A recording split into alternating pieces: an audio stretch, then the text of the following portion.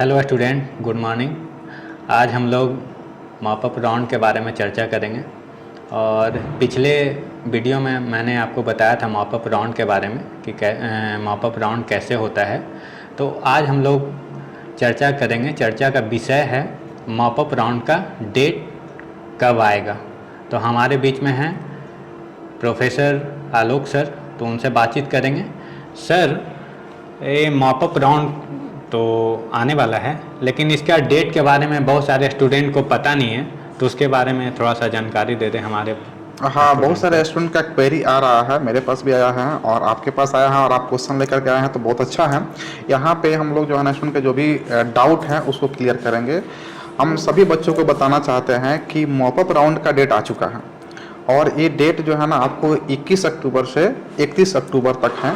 मतलब यहाँ पे स्टूडेंट को विलिंगनेस फॉर्म जो है ना भरना होता है और उसमें विलिंगनेस फॉर्म का मतलब होता है कि स्टूडेंट इच्छुक हैं मॉपअप राउंड में भाग लेने के लिए। जो लोग भरेंगे इस फॉर्म को वहीं उसमें भाग ले पाएंगे, जो नहीं भरेंगे वो भाग नहीं ले पाएंगे। अच्छा सर, ये बताइए कि मॉप अप राउंड में कौन कौन सा स्टूडेंट, कैसे स्टूडेंट एलिजिबल हैं?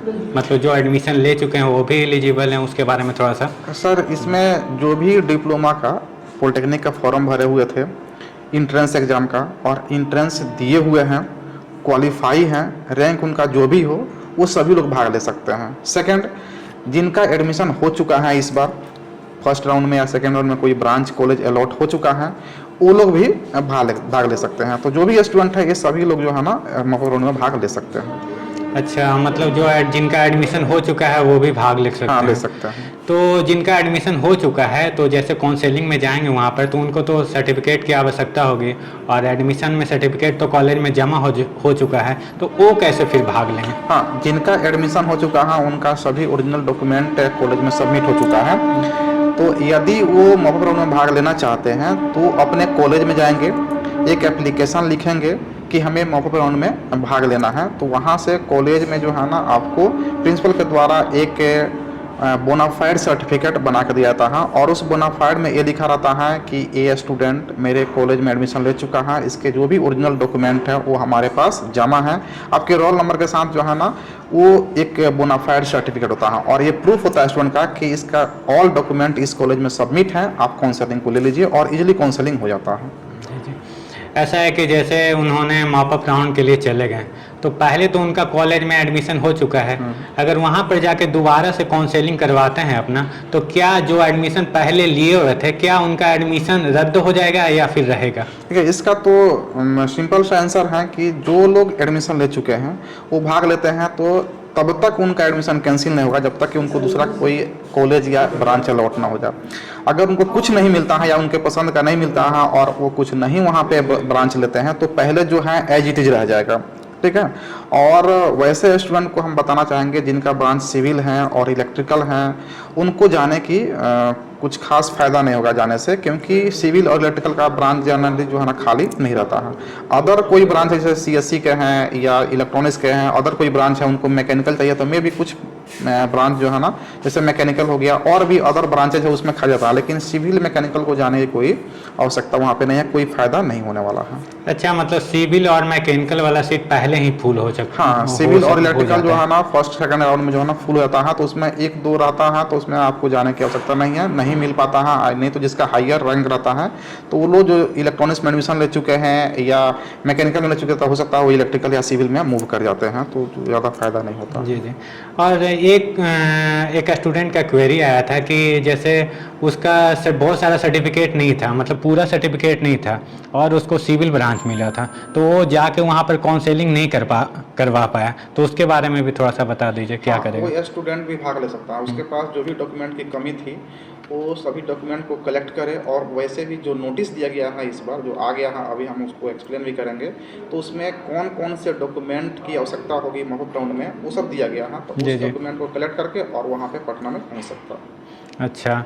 और क्या उसको सिविल, क्योंकि सिविल ब्रांच मिला था पहले तो उसका रैंक भी ज़्यादा अच्छा होगा, तो क्या सिविल ब्रांच मिलने की संभावना है? नहीं, उसमें जो है ना मिनिमम चांसेस हैं, क्योंकि जो भी सिविल ब्रांच है या इलेक्ट्रिकल है वो पहले ही फुल हो चुके हैं, क्योंकि वो जी छोड़ दिए। जी तो जी। उनके जगह पे दूसरा कोई स्टूडेंट जो है ना उसको अलॉट कर लिया है, तो उनको अब सिविल और इलेक्ट्रिकल मिलने की संभावना नहीं के बराबर है, कोई अदर ब्रांच मिल सकता है। चलिए बहुत ही अच्छा सर। तो यहाँ पर सर ने बहुत अच्छे तरीके से बताइए, और सर से हम गुजारिश करेंगे कि जितना ये मॉपअप का डेट आ चुका है उसके बारे में जितना आप बताएं तो उसको कंपाइल करके एक बार बता दें सर हमारे स्टूडेंट को। चलिए ठीक है, हम उनको जो है ना स्क्रीन शेयर करके बता देंगे, जिससे कि ज़्यादा विजिबल रहेगा और ज़्यादा क्लियरली समझ में आए। और ये है आपका कल ये डेट आया है इसका मॉक राउंड काउंसलिंग का, और यहाँ पे आपको लिखा गया है बिहार संयुक्त प्रवेश प्रतियोगिता परीक्षा परिषद के द्वारा। ये है आपको जो दिया गया है डिप्लोमा सर्टिफिकेट प्रवेश प्रतियोगिता परीक्षा 2022 सरकारी निजी क्षेत्र के पॉलिटेक्निक अभियंत्रण पीई कॉलेज में प्रवेश हेतु ऑफलाइन मॉकअप काउंसलिंग से संबंधित सूचना है। तो यहाँ पे देख रहे हैं ऑफलाइन मॉकअप राउंड होगा यहाँ पे पॉलिटेक्निक के लिए, और इसके लिए जो डेट है वो डेट दिया गया है। देखिए यहाँ पे टाइम का शेड्यूल, यहाँ पे डेट टाइम दिया गया है। Date for online willingness for attending mockup counselling, इसको थोड़ा सा हम जूम कर लेते हैं, आपको क्लियरली दिख पा रहा होगा। इसका डेट है जो है ना 21/10 से 31/10। अब इस टाइम पीरियड में दीपावली और छठ हैं, तो दीपावली और छठ पूजा में आपको कहीं मूव करने की आवश्यकता नहीं है। ये देख रहे हैं आपको लिखा हुआ है ऑनलाइन विलिंगनेस।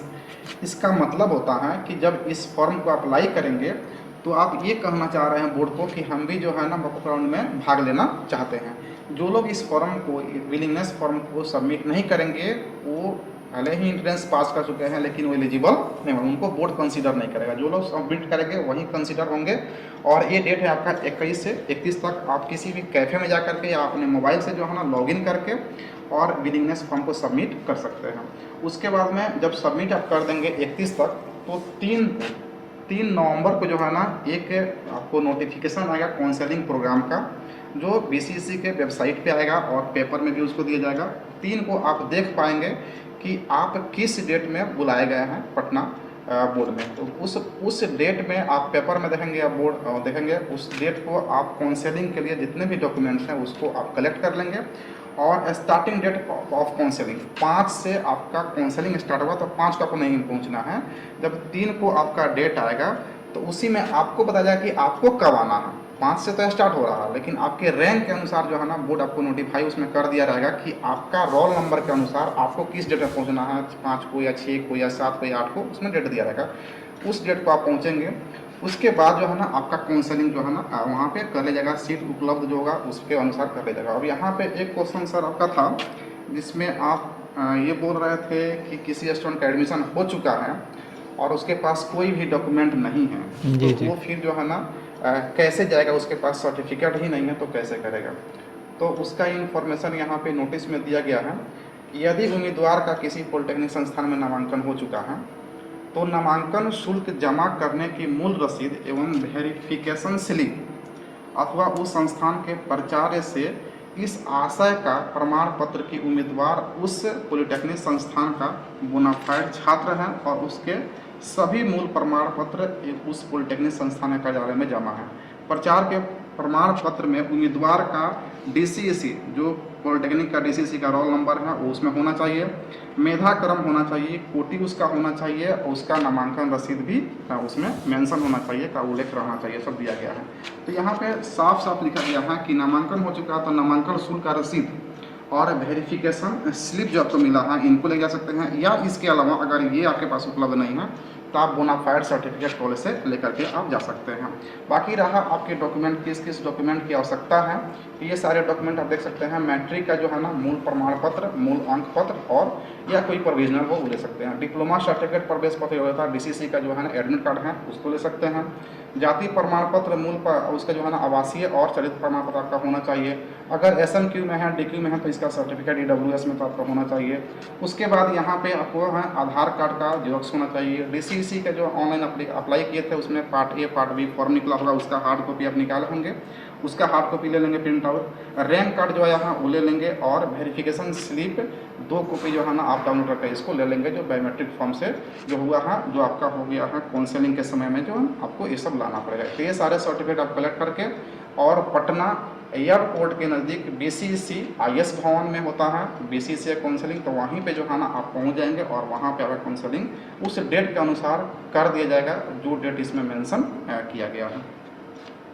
तो हम समझते हैं कि स्टूडेंट का जो भी डाउट था वो क्लियर हो चुका है, डेट आ चुका है। तो जो भी स्टूडेंट हैं वो 21 से 31 के बीच में अपने मोबाइल से विलिंगनेस फॉर्म को सबमिट कर सकते हैं डिटेल्स के साथ, और उसका प्रिंट आउट भी ज़रूर ले लेंगे।